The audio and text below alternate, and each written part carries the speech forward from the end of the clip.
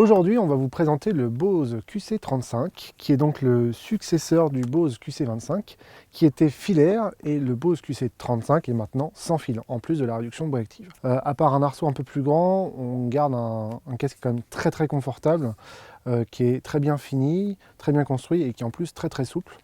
On peut quand même le connecter en filaire. Malheureusement, bon, le câble est fourni, mais malheureusement, c'est un connecteur 2,5 mm, donc un micro jack.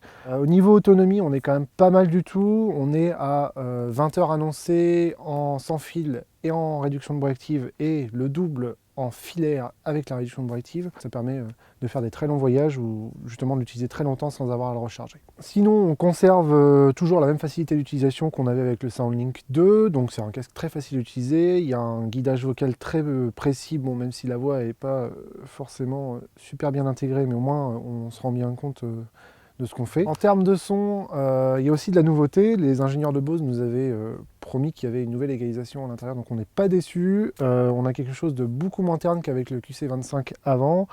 On a un vrai regain dans les médiums, haut médium, aigus et extrême aigus. Par contre, c'est une signature un peu plus en W, c'est-à-dire que les basses aussi sont remontées un petit peu.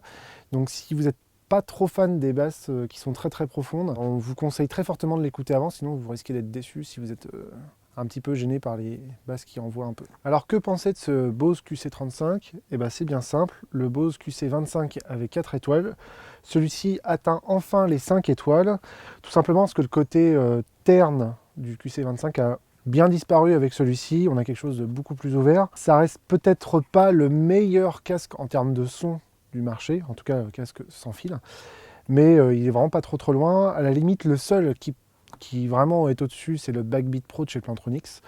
Tout simplement parce que les membranes de ce dernier sont beaucoup plus réactives, et sur le Bose QC35, on a quelque chose d'un tout petit peu plus mou. Donc on vous conseille très fortement, si vous en avez la possibilité, de l'écouter avant de l'acheter.